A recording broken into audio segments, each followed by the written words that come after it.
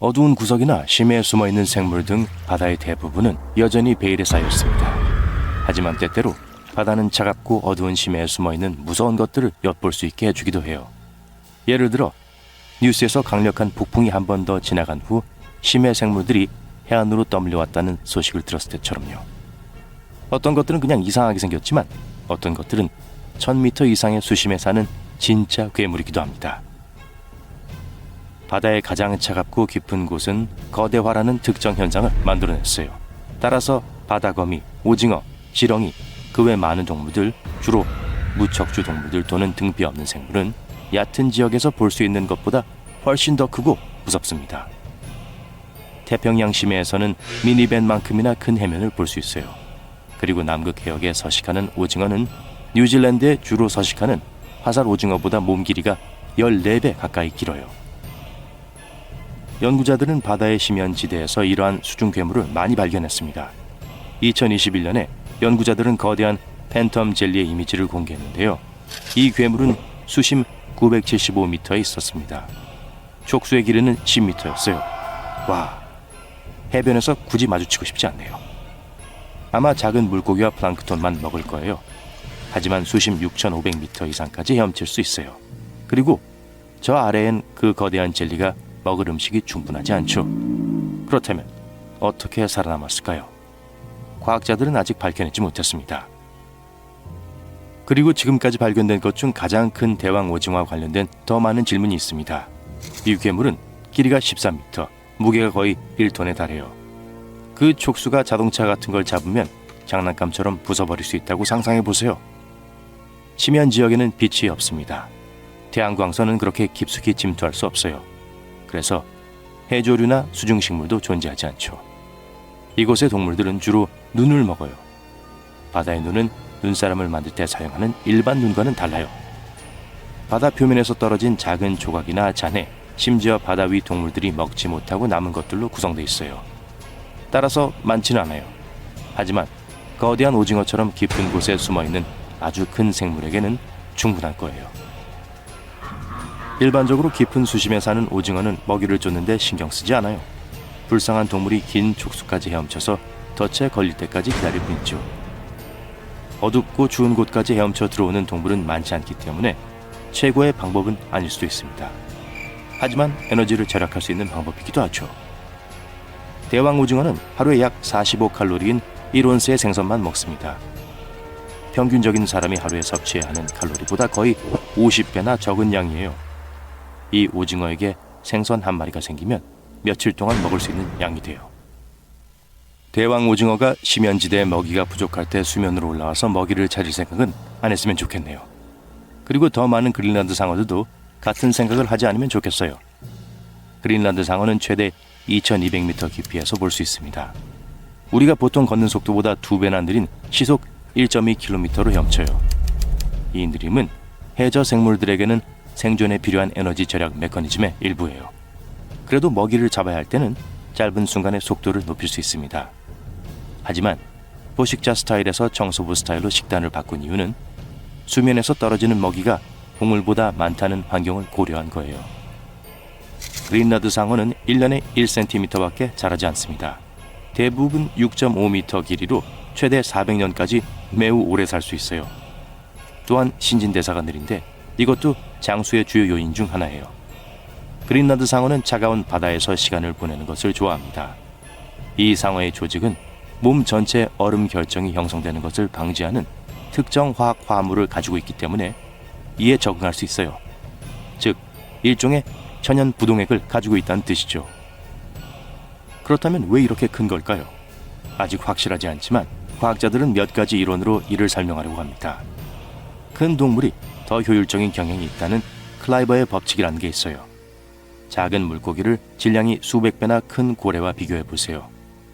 고래는 신진대사율이 더 높아요.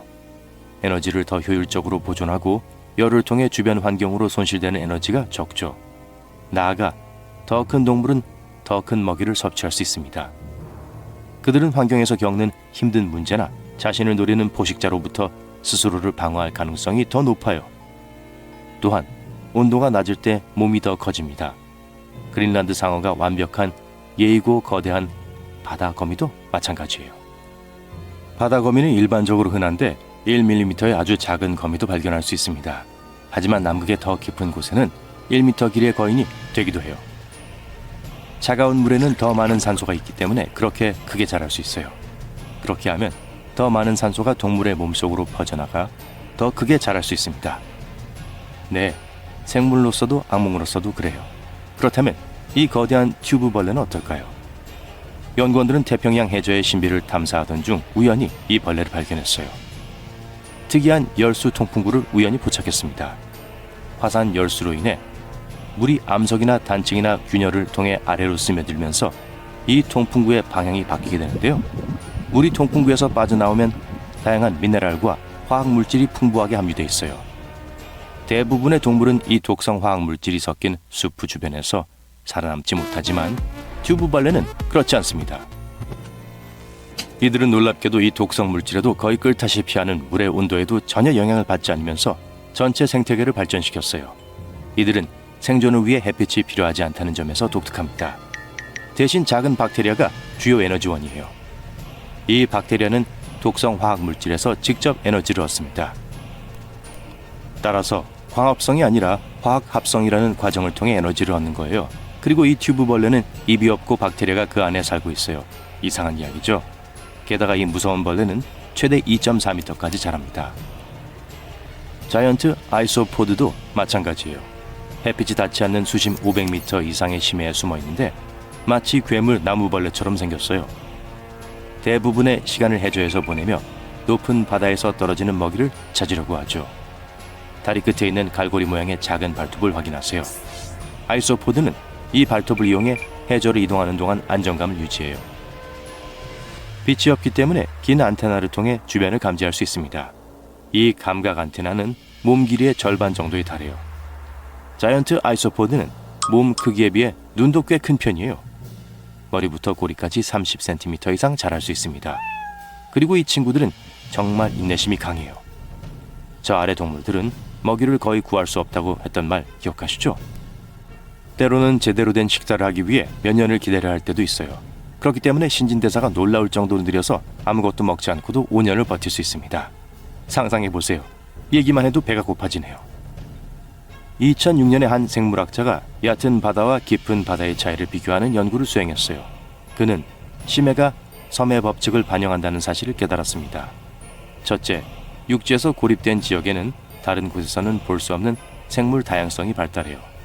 둘째, 작은 몸집을 가진 생명체는 큰 육지의 생명체에 비해 고립돼 있을 때 훨씬 더 크게 자랍니다.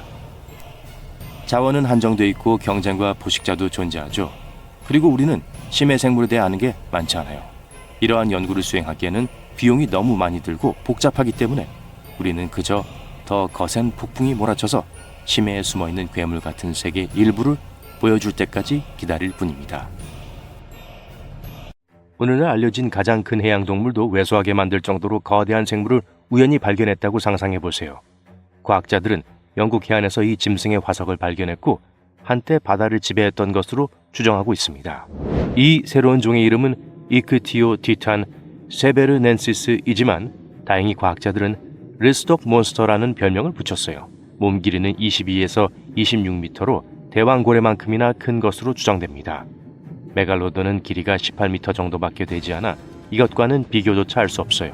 그리고 놀라운 것은 우리가 발견한 화석이 성체가 아니었기 때문에 실제 크기가 어땠을지 짐작할 수 있습니다. 릴스톡 괴물의 첫 번째 화석 2016년 웨스트베리 지층에서 발견되었습니다. 연구자들은 미지의 종에 속하는 1m 길이의 턱 부분을 발견했어요. 수년 동안 이 한 조각 때문에 연구자들은 궁금증으로 미칠 지경이었죠. 그러다가 2020년 11살 딸과 아버지가 해변에서 두 번째 화석 조각을 발견하는 기적이 일어났습니다. 이 발견은 더 많은 발견으로 이어졌어요. 마침내 2022년에 서머셋 해안을 따라 묻혀있던 턱 퍼즐의 마지막 조각이 발견되었습니다. 이 거대한 동물은 샤스타사우루스과에 속해요. 릴스톡 괴물과 다른 샤스타사우루스는 조상이 하나였기 때문에 이 과의 모든 종은 서로 매우 유사합니다. 예를 들어 모든 현존하는 가장 큰 해양 파충류였어요. 릴스톡 괴물은 훨씬 더 크지만요. 대부분의 샤스타사우루스는 최대 21m까지만 자랄 수 있습니다. 그리고 릴스톱 괴물은 완전히 자랐을 때 최대 30.5m 이상까지 자랄 수 있죠. 두 생명체의 몸은 고대 바다를 순항하기에 딱 알맞았어요. 이 해양 거인들은 우아하고 날씬했으며 주둥이가 길쭉했습니다. 당시의 다른 해양 동물들은 더 작고 돌고래와 비슷하게 생겼어요. 샤스타사우리드는 효율적으로 헤엄치기에 적합한 긴 노처럼 생긴 발다리를 가졌어요. 두개골에는 커다란 눈구멍이 있어 시력이 뛰어났음을 알 수 있습니다. 여러분이 바다에 있다면 시간이나 숨어있는 장소에 상관없이 여러분을 발견할 수 있을 거예요. 또한 놀라울 정도로 빨랐고 깊은 수심까지 잠수할 수 있었습니다. 덕분에 그들은 가장 무서운 포식자였습니다. 그들은 물고기와 오징어를 포함한 거의 모든 것을 먹어치웠고 만약 여러분이 거기에 있었다면 잡혀 먹혔겠죠. 고래처럼 거대한 입을 벌리고 물고기를 빨아들이는 방식으로 먹이를 잡았을 거예요. 릴스톱 괴물이 특히 무서운 이유는 턱 경쟁에서 이겼기 때문이에요. 다른 샤스타사우리드의 경우 턱이 조금 약했기 때문에 오늘날의 범고래처럼 작은 물고기를 사냥했죠. 이들은 엄청난 양의 먹이가 필요했는데 이는 지구의 트라이아스기 바다에 풍부하고 생산적인 먹이 그물이 있었다는 것을 보여줍니다. 하지만 릴스톱 괴물은 턱을 거의 90도까지 벌릴 수 있는 독특한 특징을 가지고 있어요. 또한 수많은 강력한 근육이 있었어요. 턱은 무서울 정도로 강했어요. 그래서 다른 괴물들이 오징어를 사냥하는 동안 릴스톱 괴물은 큰 물고기와 다른 해양 파충류까지 사냥했을 거예요. 샤스타사우리드의 화석은 북미에서 아시아에 이르기까지 전 세계 곳곳에서 발견되었습니다. 이는 이 생물이 수백만 년 동안 바다를 지배하고 공포에 떨게 했다는 것을 의미합니다. 하지만 그들도 완전히 안전하진 않았습니다. 죽은 동물을 먹어치우는 청소부들이 화석의 흔적을 남기지 않기 때문에 지금 우리가 이 화석들을 찾는 데 어려움을 겪고 있습니다.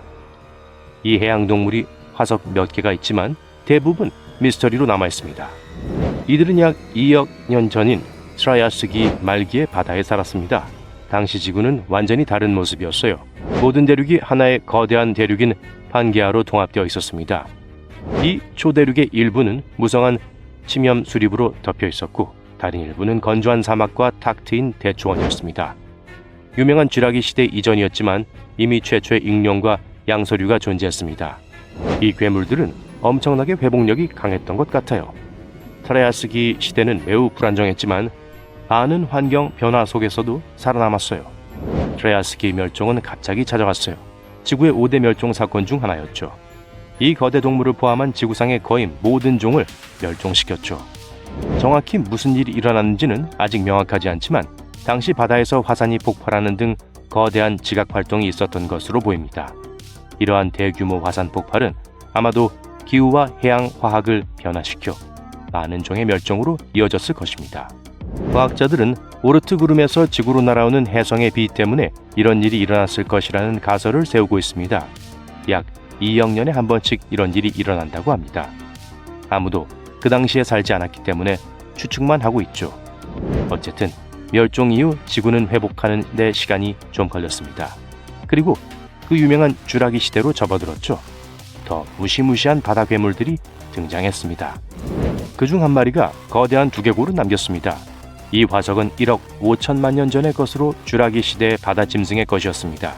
그것은 시렉스라고 불렸어요. 한 입에 자동차를 반으로 부숴버릴 수도 있었을 만큼 엄청난 크기였으니까요. 이 화석도 우연히 발견되었습니다. 한 화석 애호가가 쥐라기 해안을 따라 걷고 있었어요. 이곳은 침식과 폭풍으로 인해 수많은 고대 화석이 있는 것으로 유명해요. 일반적으로 사람들은 이곳에서 작은 나선형 화석을 발견하곤 합니다. 그런데 이번에는 거대한 바다 괴물 화석을 발견했어요. 흥분한 그는 과학자들에게 연락을 취했습니다. 그들은 곧바로 그 자리에 도착했고 나머지 두개골을 찾기 위해 조심스럽게 절벽을 내려가야 했습니다. 이 조각은 길이만 2m에 달해요. 이 공룡은 고대 바다의 거대한 포식자였던 수장룡의 새로운 종으로 밝혀졌어요. 수장룡은 역사상 가장 큰 해양 포식자 중 하나였습니다. 일부는 몸 길이 12m까지 자랐어요. 거대한 이빨로 다른 파충류를 포함한 먹이를 낚아채 삼켰어요. 적어도 그런 생물들은 사라졌지만 하지만 아직도 우리 바다에 살고 있는 공포스러운 생물들은 어떤가요? 최근 생물학자들은 지금까지도 살아있는 세계에서 가장 긴 동물을 발견했어요. 그들은 매우 신비롭고 미개척지인 호주 해안가 스코인 해안에서 이 동물을 발견했습니다. 그곳에서 수중 차량은 46m 길이의 무시무시한 관해파리를 우연히 발견했어요. 이는 대왕고래보다 2배, 흑등고래보다 3배나 긴 길이입니다. 장난감 지렁이처럼 생기지 않았나요? 하지만 이 생물은 전혀 친근하지 않은 끈 모양의 심해 포식자입니다. 더 무서운 것은 실제로는 하나의 생물이 아니라는 점입니다. 작은 클론들이 모여 하나의 군집을 이루고 있고 집단의식을 가지고 있습니다. 이들은 함께 물속에서 하나의 긴 끈처럼 뻗어 있습니다. 이 생물은 지금까지 발견된 관해파리 중 가장 긴 것으로 추정되며 수심 약 609m에서 발견되었습니다. 해파리와 비슷한 관해파리는 물속에 침을 찌르는 촉수를 흔들어 먹이를 잡습니다. 촉수가 작은 갑각류나 물고기에 닿으면 마비됩니다. 그리고는 먹잇감의 몸 위로 감겨 올라갑니다. 서호주의 수중 협곡 탐험은 분명 그만한 가치가 있었습니다. 과학자들은 이 관해파리와 함께 최대 30종의 새로운 해양생물을 발견했습니다. 그 중에는 새로운 문어와 오징어, 긴 꼬리 해삼, 유리 스폰지, 거꾸로 뒤집힌 해파리를 닮은 거대 해면동물 군락이 포함되어 있었습니다. 이 중 어느 것도 호주에서는 본 적이 없는 것들이에요. 하지만 대부분은 최근 멕시코만에서 발견된 것만큼 무섭지는 않았습니다. 이 생물은 공상과학 스릴러에서나 나올 법한 8m 길이의 망가 핀나 오징어, 즉 빅핀 오징어입니다. 수심 2377m가 넘는 해상 석유 시추선 근처에서 발견되었습니다. 몸보다 15에서 20배나 긴 엄청나게 길고 탄력 있는 촉수를 가지고 있어요. 촉수를 몸통과 직각으로 세워서 마치 발꿈치가 있는 것처럼 더욱 소름 끼치게 생겼어요. 게다가 심해 포식자입니다. 이 10개의 촉수는 아마도 오징어가 먹이를 잡아 해저로 끌어당기는 데 도움이 될 것입니다. 이 외계에서 온 것처럼 보이는 이 생물은 발견하고 연구하기가 매우 어렵기 때문에 우리는 거의 아무것도 알지 못합니다. 이 촉수가 끔찍하다고 생각한다면 발이 20개나 달린 이 생명체를 보세요. 이 녀석은 페이스허거처럼 생겼어요. 이 새로운 종은 남극의 얼어붙은 심해에 숨어 있습니다. 전문가들은 프로마초크리니우스, 즉 남극 깃털별이라고 알려진 비밀스러운 바다동물을 찾고 있었어요. 불가사리나 해삼과 비슷하지만 겉모습은 다른 세상에서 온 것 같고 수심 1981m 아래에서도 살 수 있어요. 남극의 딸기 깃털별이라고 불립니다. 예쁜 이름과는 달리 생김새는 전혀 귀엽지 않아요. 딸기처럼 생긴 기괴한 몸통에서 20개의 가느다란 팔이 뻗어나와 있어요. 보라색에서 진한 붉은색까지 다양한 색을 띠고 있으며 팔의 길이와 두께가 모두 다릅니다. 앞으로 이런 무서운 생명체가 얼마나 더 발견될지 누가 알겠어요?